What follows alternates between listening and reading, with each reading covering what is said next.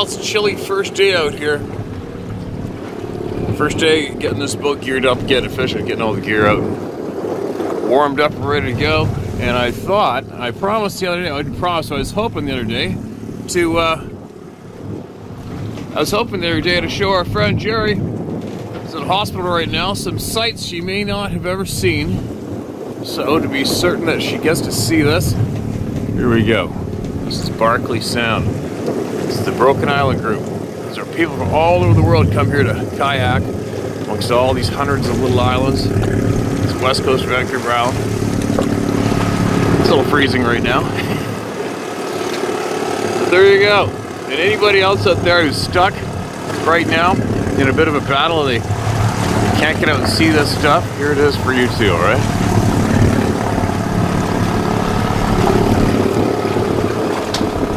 Not too many people out here yet. Early season. Got a good time to get the boat going. Some of my good friends right there doing the same thing. His boat. And there we are.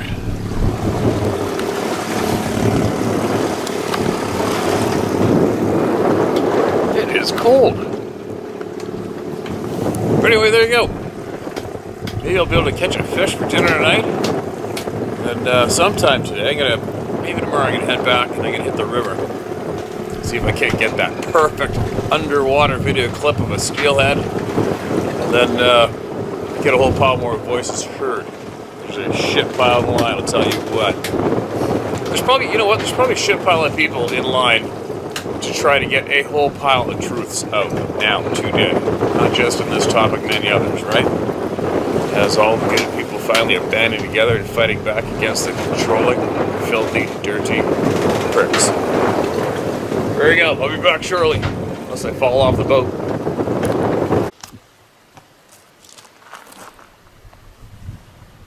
Well, let's hope the weather hangs out, sort of. Gives me a little bit of a break.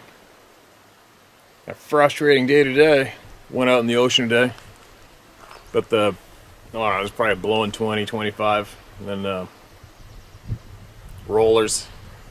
Caught a couple fish, but small fish, a lot of small fish on average, let them all go. Weather's kind of shitty. So I thought I would rip up the road. I'm on the coast right now. West Coast of Vancouver Island. So I thought I'd rip out to Steelhead River and see if I might be able to go get some fun there. And the river's frickin' flooding. I'd become a missing 411 case if I tried to cross that river today. So now, I've decided I'm not going to go home until tomorrow night or the next day, so I don't know what I'm going to do here. It looks like there's a bunch of hell coming. There's elk tracks everywhere here. Can't believe I haven't seen any yet.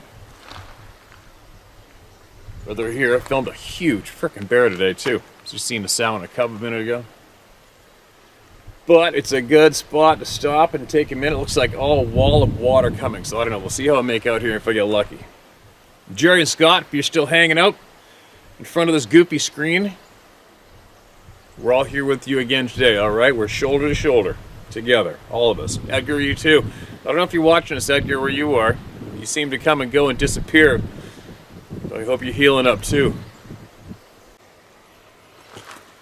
I just stacked up my my waded boots around the camera to block from the wind. Hopefully that helps the mic out. Who's in the line? Who do we got? This is a video. This is an email titled Stumped. Not sure how this will fit in, but I've hunted Oregon, Idaho, BC, the Yukon, and Alaska, from the Arctic to the southeast. I've yet to see or encounter a Bigfoot, but I have friends with interesting stories. I did see something one night I'd like to share. It seemed to be a bright star in the sky, and the driver commented, "That's sure bright." I leaned forward to see something way too bright, and instantly was hovering about 100 yards off the highway. I asked to stop the car and got out, curious to see what type of aircraft flies low in fog at night. It was a classic saucer shape, about 35 feet wide and 6 to 7 feet high, and emitted such a bright light it was hard to look at.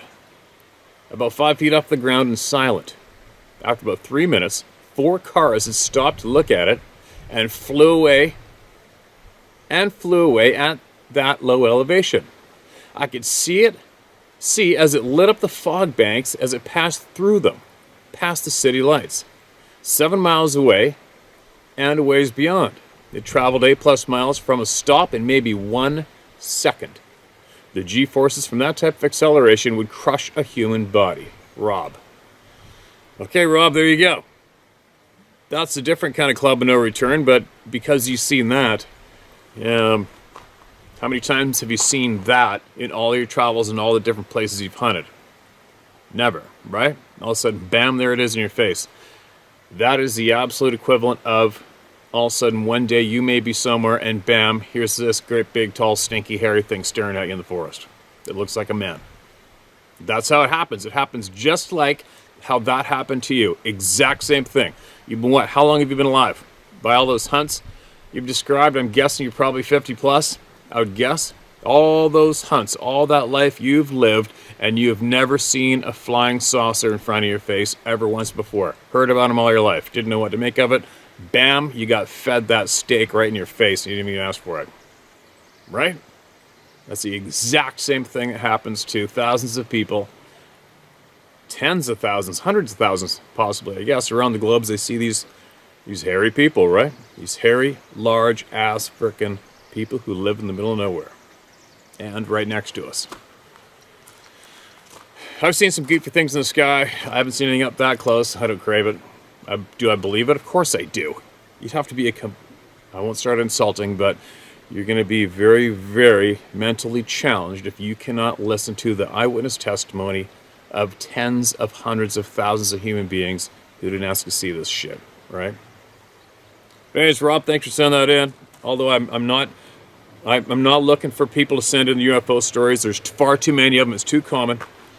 And now the sleazy control pricks we also call the government have alluded to the fact that the UFOs are real today.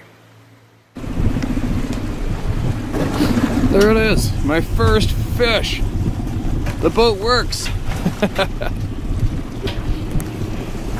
Come on up to the camera. Oh, there he is. Not a big one. That's the very first fish. There we go. This one's called Grandpa's Fellow Log Truck Driver. Howdy, Stephen. I was 14 years old. My folks and I went to Yavolt. Okay, here's another one. Now I'm going to sound like that crotchety old guy. It's spelt Y-A-C-O-L-T, but it's pronounced Yavolt. Well, why don't they spell it that way? All right, moving along. Yavolt, Washington, to visit my grandparents. We're all gathered in and around the kitchen. Everybody talking to somebody. Several were dunking freshly baked and buttered bread into fresh perked coffee. Even my grandparents' dog, Peggy, was guaranteed to be included in the showering of attention. My grandpa started to tell my dad about a fellow log truck driver of his who, a couple weeks earlier, had quit his job. I believe my grandpa called him Dwight. They've been hauling out of Battleground, or Chalachi Prairie. Don't recollect. Might even be Shalachi. Prairie, don't recollect. Anyway, my grandpa said that a spirit of competition of sorts is settled amongst the drivers to see who could pull out the most board feet in a week, with, of course, a bonus going to the biggest single log. Dwight, because he woke up at 3 and couldn't get back to sleep, was motivated one morning to head out at 3:30 for the mountain. He drove to the yard, picks up his truck, hauls butt towards the day's load site. As he's headed up the narrow, twisting, freshly dozed logging road, he decides that because of the hour, it's safe to stop in the middle of the road to take a leak. As he did so, rocks the size of softballs, cantaloupes, and watermelons smashed into the opposite side of his truck cab. He quickly stepped in front of the truck to see what the hell was going on when he was almost struck by a watermelon-sized boulder, which missed him by only a couple of inches. The reason it came so close is that he was stunned to see a little bit of the headlight shine reflect on the body of two large, hairy, upright beasts of two large, hairy, upright beasts, and was only then able to notice the screams coming from their mouths. He couldn't take his eyes off the family lit figures until that huge boulder just missed his shoulder by a couple of inches. He dashed back to his door, jumped up into the cab, and stuck the truck into reverse. That's when a cantaloupe-sized rock came through the passenger door window. But Dwight wasn't a man to be rattled easily, and he was able to slowly back down the road. He knew these roads and knew better than to go fast because the ravines were steep, and you would end up not coming home from work that day. Both of his windshields were busted, and his side view mirror on the right side of the truck as well. When he had found a place to turn around, he did so and drove slowly back down the mountain the way he always did. About a mile before he got back to the yard, he passed one of his fellow drivers heading up, but he didn't flash his one remaining headlight at him to warn him of something bad ahead of him, like maybe a John Law. He just headed back to the shop, and when he got there, he parked his truck, grabbed his lunch bucket, and headed to his pickup. When the shop foreman asked him what was wrong, Dwight didn't answer. It didn't take long for a small crowd to gather on his truck looking at what the heck had happened to it, but when they would turn and holler at Dwight, he wasn't hearing them. He drove home, told his wife that he wasn't accepting any phone calls from anybody for any reason. Of course, it was the eventual call from his boss and his yard foreman, but he wasn't taking any calls. Dwight never showed up for work the next several days when he unexpectedly called in and told him that he quit. When they asked him why and what happened to his truck, he said, "I can't talk about it right now," and would hang up. It wasn't until a week had gone by that he finally answered the door to my grandpa when my grandpa went to his house. My grandpa stepped through the door of his house and immediately said, "Jesus Christ, how long does a man have to be here before he gets offered a cup of coffee?" That's when Dwight smiled for the first time in over a week. They sat down to coffee and smoked cigarettes, and Dwight filled in the details as to what happened that morning.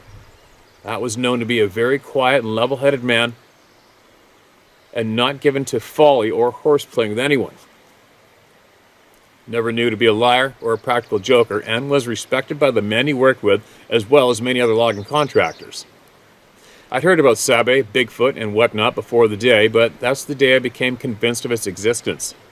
I know enough, though I've never had an experience, but I never want to. I also know that, even though I'm much more fearful of going to the woods, I'm going to be ever vigilant as well as constantly aware of my thoughts, so as not to let those thoughts stray in any direction that could end up being misconstrued by the Sabe as being threatening or derogatory toward them. You can bet I'll be making efforts to connect with them telepathically as well as audibly, and letting them know that I'm not here to hurt them, and that I could, if I could, I would even try to help them with something that they need. I always carry a gun, because, in my mind anyway, the two-legged varmints wearing a camo hat, a Grateful Dead t-shirt, camel pants, and hiking shoes are more of a threat to me in the woods than any Sabe. To tell the truth, I'd rather not turn my back on either one of them, especially the one wearing a suit. Thank you, Steve. My name is Skip. I now live in Western Montana. Thank you, sir, for what you do for us. God bless you, sir. And God bless you, too, Skip. Appreciate what you do, man. Appreciate that you emailed us in. Because we are all nothing without you. All right? We're nothing without each other, and that's a fact.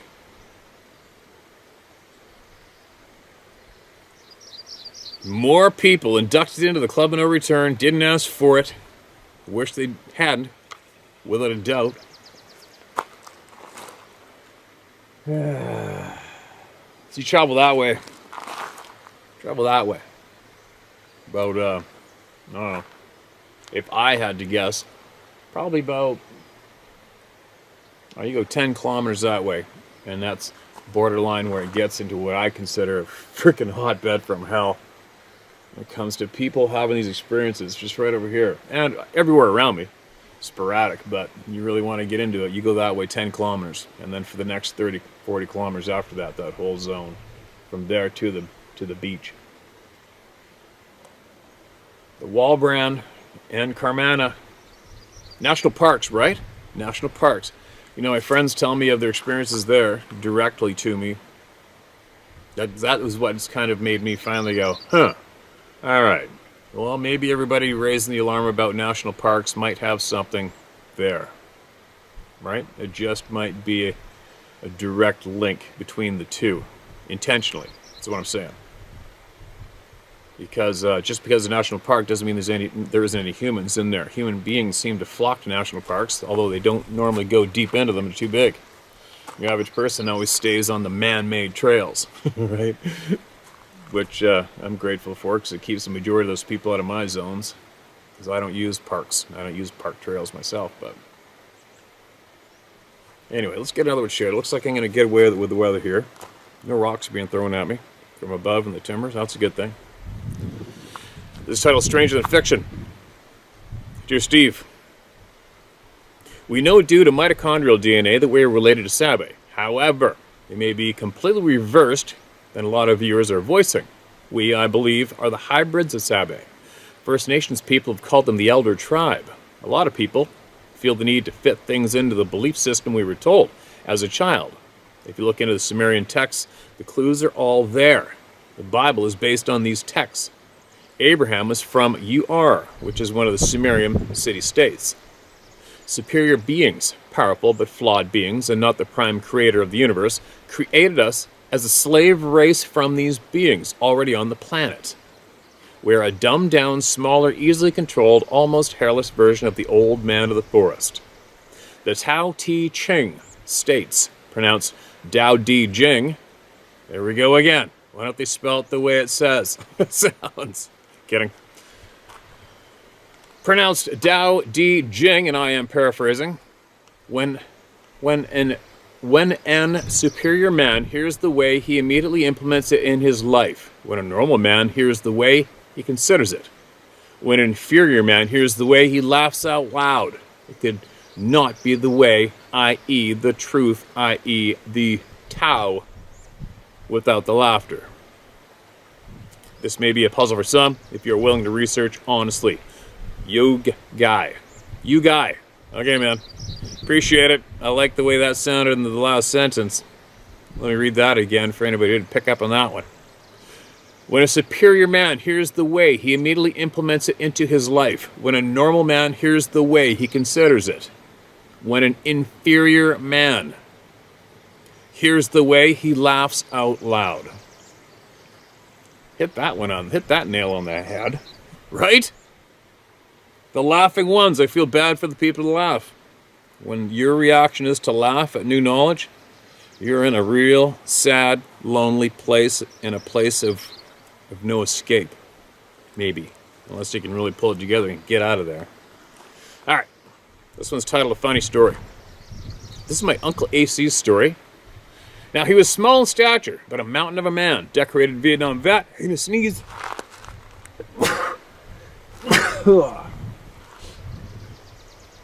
Excuse me. He had buried a dog behind his barn the day before. He, like me, was always an early riser. He's on his porch drinking coffee when he saw what he thought was a wild hog. He grabbed up his 708 and went to get closer because of low light. He crept around the barn and rested his rifle on the corner of the barn. When he got a scope on it, it stood up and looked right at him. He instantly dropped the gun and took off running. It did too, in the opposite direction. He cleared the fence, the 4-foot fence, without even putting a hand on it, and almost knocked the screen door off, getting in the house. They lived very close to the famed Boggy Creek. When he told this story, he would always laugh, and all the rest of the family would too. But he never let this stop him from telling it. This is what defines a man. Did not either take the rejection personally, or did he let it stop him from talking about it. He was 120-pound max, but a true mountain of a man. I'll bet he was. Appreciate that one. Short to the point, matter of fact, and there you go. Take it or leave it. And I'm sure is what he would probably say after telling the story with people, right? Probably says it still today. Just titled Bigfoot Prints. Hey Steve, my name is Randy Dunn. Feel free to share my story. I'm 68 years old and I live in northwest Ohio, about 4 miles from Lake Erie, the way the crow flies. I've had most of my life small game, waterfowl, and deer mostly. Our area is small woodlots and farmland. Corn, soybeans, wheat mostly. A lot of marsh and land near and around the lake. I swear I either heard 2 little quick whistles above me to my left or it's a bird. I'm not going to look until I finish this anyway. I have a pond and small woods in my property where I deer hunt. In October 2019, my daughter came over to help me with putting out corn on my bait sites. As we were busy with this, my daughter yelled at me and said, "Dad, come and check this track out." Her eyes were as big as saucers. The track was close to 14 inches long. She stood beside the track. Picture I sent. Her shoe was size 10. The track was about 4 inches longer than her. She said, "I've never seen a track like this before, only in books or on the internet. I'd like your thoughts on what the creature could have left this track. I truly believe these creatures are among us. Southeastern Ohio has many, many sightings. I've reread almost 20 books on the subject and watched and listened to everything I can on the Bigfoot subject. By the way, your book is awesome. Keep up the great work you're doing. People need your voice, Steve. You're the man. Be safe out there and keep your powder dry. Thanks again, Randy Dunn. And all the same to you, Randy, my man." I'll show I think this camera picks this up pretty good, so let's try this. So, there. Oh man, it's too dark, isn't it? Too dark. All right, let's hope I frickin' remember to put this picture into the email by the time I get home. So it's got toes. Toes sink in, there's an archway, and you can see where the heel's deeper. So toes are deep, rises up, and the heel's in. It's definitely a heavy print. Try to change the resolution on that. I can't tell you guys. I can't barely see the screen myself. All right, but I'll try that. Hopefully it works. We'll see. What it boils down to, it's another track. I'm looking at tracks right now in that mud, dirt, bear tracks. I can't not ever stop and look for tracks every time I see soft soil. It's just out of habit. I mean, we should do that for days and days and days on end to get paid to do it. Right? It's just a natural thing to do now. But there's another one. Yeah, I hope this frickin' river drains out enough for me to go give it a go before I get home. And it's not about catching a steelhead out. I'm starting to really figure out how I can get the camera to get a real cool video. Like, I'm trying to get the best frickin' wild steelhead underwater live video that I can. And what I think where I've been screwing up is I send the camera straight 90 degrees down the river. What I think I should do is, because I can pivot the camera, what I really want to do, especially when I know there's a handful of steelhead in that hole, they should still be there, is I want to send the camera down on an angle sideways so I get that full, wicked, awesome sideways view of the river, and hopefully all the colors down the side of the fish. Capture it to share. What a funny thing to get excited about, isn't it? Can't help it. That shit excites the shit out of me. Always has. I've always tried to film stuff. Sadly I realized later I should have been doing this from the beginning, filming, learning how to. As an example, years ago, I remember when hunting videos first came out on VHS tapes. I was absolutely amazed. It was almost like seeing a Sasquatch for the first time, was seeing people actually hunting on video, and it's caught on film. I couldn't believe it. And then I remember I'd always put money aside every payday from work. I'd put money aside, number one, to rent a boat for my fishing, and number two, I'd put money aside so I could go rent a great big video camcorder. And they were huge. They were this big. With the VHF tape slammed to the side of it. Then I would take that steelhead fishing in the Cowichan River, and I would try to videotape steelhead fishing. Man, it was a long time ago, but that gives you an example of why I'm passionate about doing it and have so much fun doing it. I just love it. I love trying to capture shit on film out in the real world that some people may not have yet. Even if they haven't, it's because I haven't yet. It excites me to do it. I'm sure there's people out there that do it way better than me, obviously. And that's not what I'm getting at. I'm getting at is I just frickin' love doing it. It's so much fun for me. So I'm going to finish up with one more here. Then I'm going to carry on farther up the road and see what's up around this corner. Dad's story. Steve, I was reminded by some of your stories of people being out in the woods and having pebbles or pine cones thrown at them, especially at night around the campfire. This reminded me of a father's story, which, by the way, he never attributed to Bigfoot.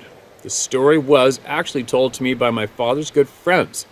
We shall call him Fred, some years ago, as a mystery that he apparently carried within himself for many years, noodling on it yet could never figure it out. Apparently, the story goes that Dad and Fred were camping in the western end of your favorite mountain range, the Adirondacks. Adirondacks of northern New York State in the late 60s or early 70s, before I was on the scene.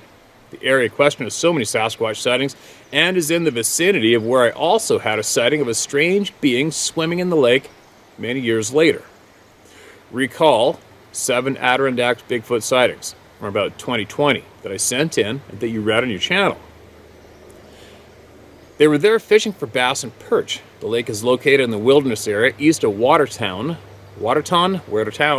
New York, and in amongst the many, many other Adirondack lakes and swamps that reside there. You must hike in this area and cannot drive to it. The huge tract of forever wild state land, the abundance of the watershed, the raw wilderness, plus thousands of American black bear, white-tailed deer, and now moose reintroduced by the NYS, combined with decreasing hunting pressure, plus the abandoned garnet and cobalt mines from 100 years ago, make for perfect Sasquatch territory in upstate New York. I still hear about crazy stories coming from up there concerning gun battles, stolen livestock, and smashed up properties to this very day, involving the Bigfoot living in the area. I have no doubt about it.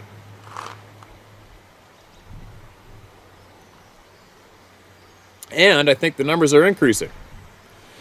Many more people seem to see them now than years ago, plus the state police and forest rangers no longer deny their existence anymore.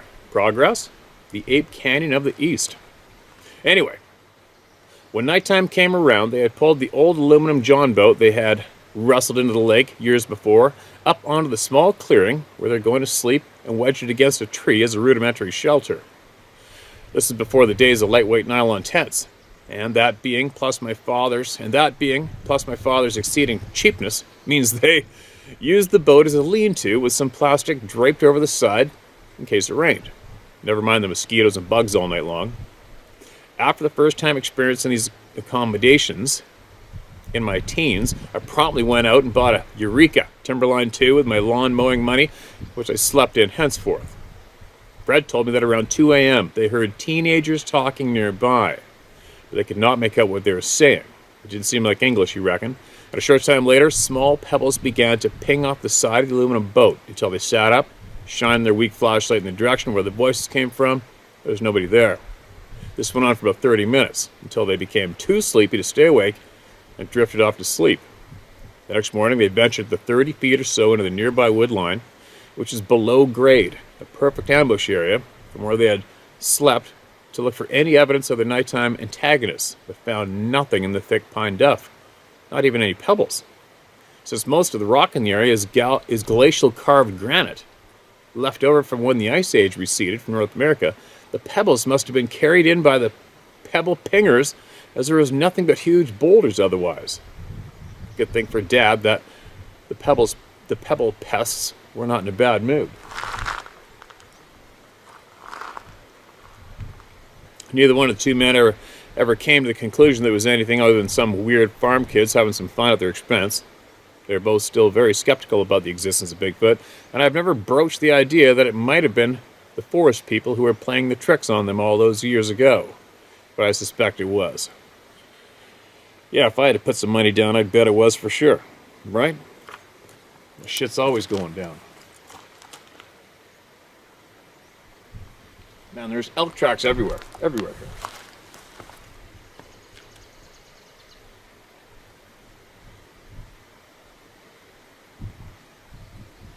here. Alright. Enough of that. I'm going to carry on up the road. Hope it doesn't pour like cats and dogs again until at least after tomorrow. I'm going to go back to the dock, work on the boat, visit my friends in this shit-eating weather. And then maybe, I don't know what I'm going to do tomorrow. We'll see. Either going to go film a steelhead or catch some salmon, or, I don't know, go somewhere really cool and make some more of these videos and hope that all of our friends who are having challenging times right now pull through. So there we go. I'll be back shortly. Well, here's the view. I just crossed the valley. Never been up on this hill before. I made my way up to the top. And where I was earlier, I guess that would be yesterday's video, I filmed from right up top of that hill. Right up there. Right. Come on, camera. Oops, sorry. Right there. Oops. Sorry. Right there. That's where I was earlier. And I managed to make my way across the valley. And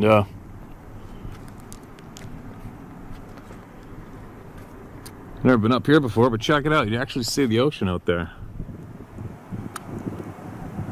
Barkley Sound. Kinda. I guess on a sunny day you'd see a lot. It's funny, there was some camp smoke down there earlier across the bridge. Actually, I'll tell you about that in a second. Here's where I am. Let's get this camera set up. And I'll fill you in. Alright, I don't know if this is going to work or not.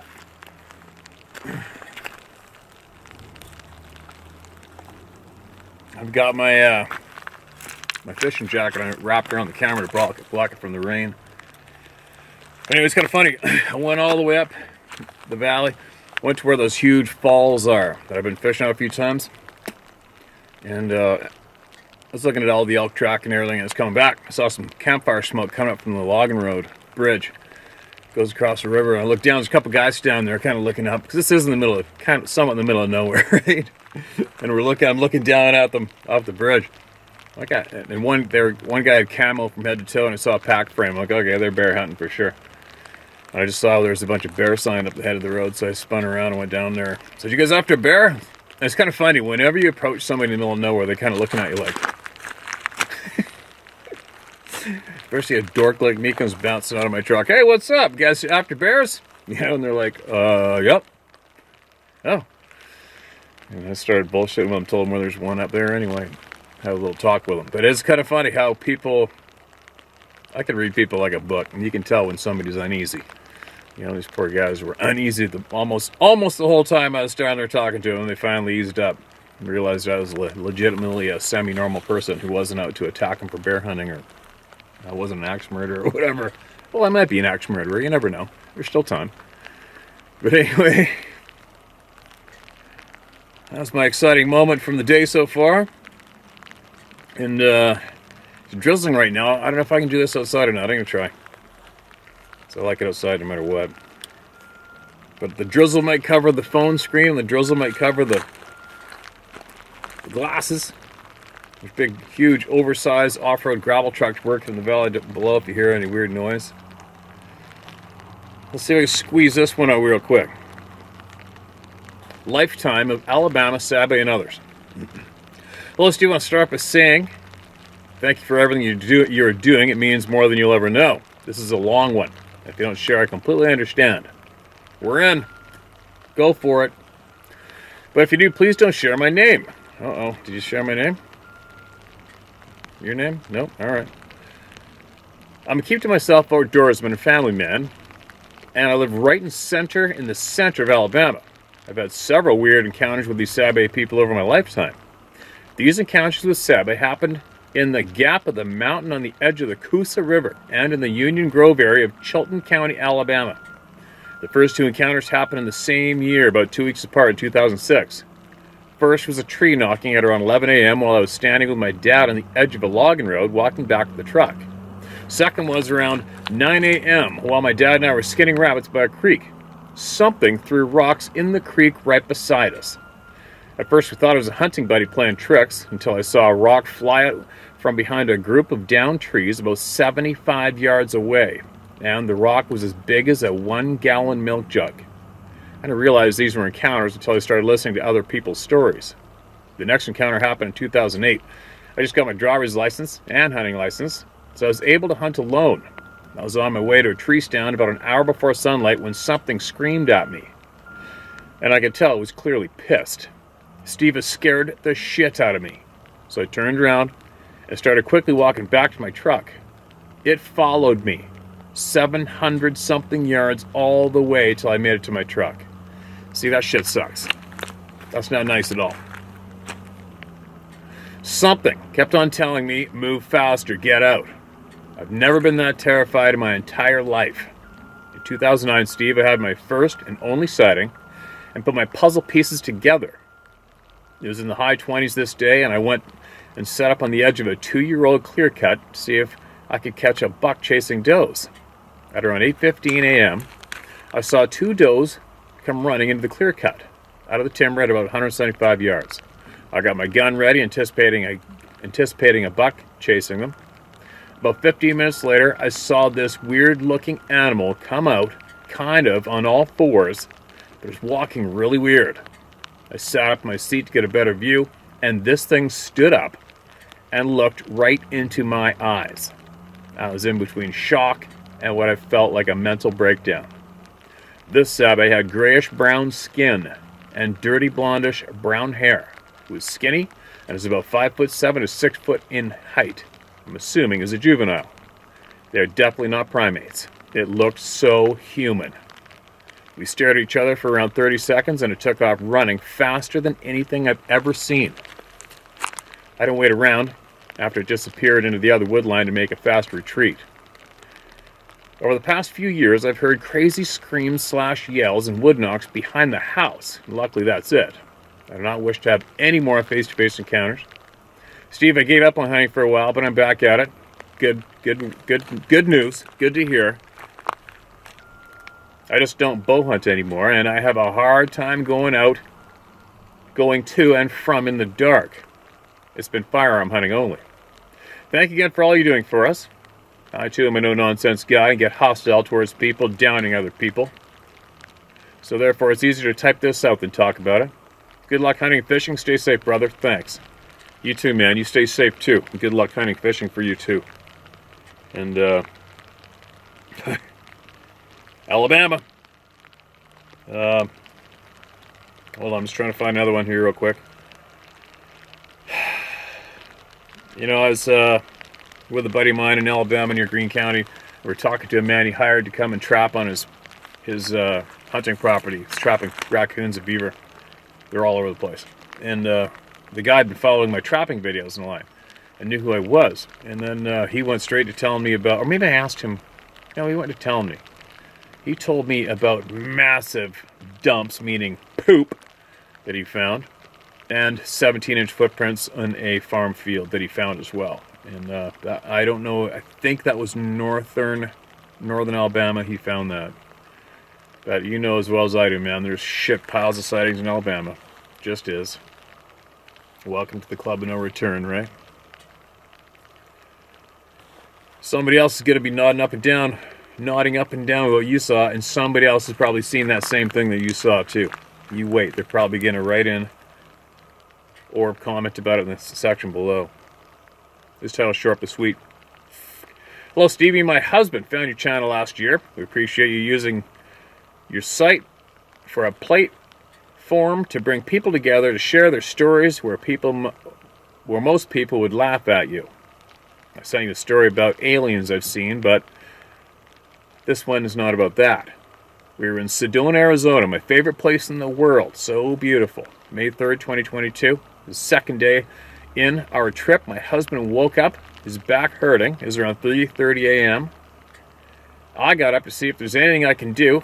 He was sitting in the chair by the sliding glass door in the timeshare. I opened the slider and stuck my head out and said, "Good morning, Sedona." Just then, I just heard a loud sound. My husband said, "Did you hear that?" And I said, "I did." And then kind of puzzled, I looked at him and I said, "What do you hear?" He said, "Coyotes." Just then a pack of coyotes started howling. I said, "That's not what I heard." And he said, "What did you hear?" And I said, "A powerful low moan or howl throughout the whole valley." My husband asked me what I thought it was, and I said it was definitely a Sasquatch. I said, "I've never seen one, but I've heard that sound before on your YouTube channel, Steve." I stuck my head out again and heard nothing. I didn't see anything, just heard it. And to me, it sounded very sad. I told my sister the next day, and she laughed. And I told her, "Laugh all you want, but I know what I heard." Thanks a lot, Steve, for your channel, and I hope the best for you and your wife. Stay safe. Thanks for sharing my story. You can use my name, Sally DeYoung from California. All right, Sally. Sedona, Arizona, you guys. There you go. Whoever's living there, and whoever may have seen something, you're probably shaking your head up and down. Sedona, Arizona. Man. Oh, what's this one? All right, this sounds important. Let's mark this as red. I'm getting kind of wet. Hopefully I can pull this off. Here in the middle of nowhere, and I hear a frickin' gravel truck behind my head the whole time, right? I can't escape the noise, I'll tell you what. I don't know why, I just can't stand the background noise. I know some of you probably can't even hear it, and I know. It's just me. Listen to this. This is titled, okay, I've wanted to tell this for 40 years. Hi, Steve. If for some reason this does show my name, please don't use it. I still live in this area. Alrighty. In the spring of '78, I was appointed to the State Patrol of a southern state that borders the Great Smoky Mountains. I'd never lived in that area before. I was assigned there, and I was a young man in my 20s. In those days, you got 6 weeks of academy and gun and ticket book. You'd ride with a senior trooper for a while, and then you were set loose to make it or get fired. We'd worked a bad accident near the national park one afternoon into evening. 3 fatalities were involved. That sucks. I had help from a senior trooper, who we'll call John. John was old school. Nothing fazed him. Solid as a rock and easygoing. He'd probably been a trooper when I was born. As we waited for the wreckers to show up, he pulled out a cigar, lit it, and then sat back on the hood of my big Plymouth Fury. We were talking and looking around when this terrible smell came out on us. I asked what that smell was because it was a bad day already. John stopped talking and got up immediately. He looked at me and said, "Well, kid, you're going to see something now." John walked around the cruiser, reached in, and pulled out an .870 pump shotgun. I got one of those. And handed it to me with a serious look. He said, "You watch the tree line right there," and pointed out a spot. As I watched the tree line, I heard him open up the truck, and next thing I knew, he was standing beside me loading a snail drum on a Thompson machine gun. I'd seen one at the academy, but had no experience with that at all. That would change very soon. About 50 yards away, I saw what appeared to be an upright bipedal figure step from behind the tree line. This thing was huge. It had been over 8 feet tall. I measured the sapling the next day near the spot, and it measured 7.5 feet, and this thing was taller than that. It was covered in reddish fur and had no neck at all. Its chest was massive, and I can only guess that it had to be 700 or 800 pounds. It let out a roar like I've never heard before or since, and John pulled the bolt back on the Thompson.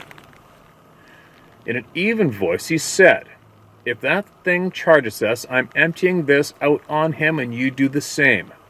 At that point, I decided, yes, me too, and racked a shell into the .870. The creature looked at us as if he was picking out lunch and started to move forwards some, at which point John cut loose with about a 5-round burst over its head. The creature then turned to run back into the woods as fast as I've ever seen anything that big move. I really don't think we could have stopped it with that firepower we had.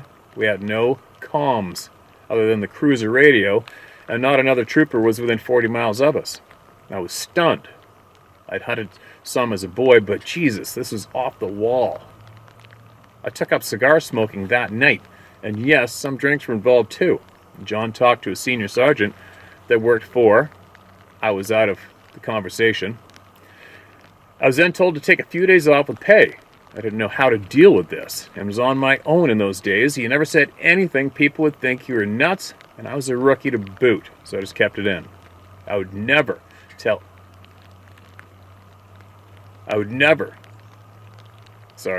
anyone this story other than the troopers for 34 years later, after I retired from Highway Patrol. On a back note, I asked John where in the world he got a Thompson Center machine gun. He said, "Well, the ones of us who have seen those things get issued them." I thought, okay, whatever. Maybe that was true, and maybe it wasn't.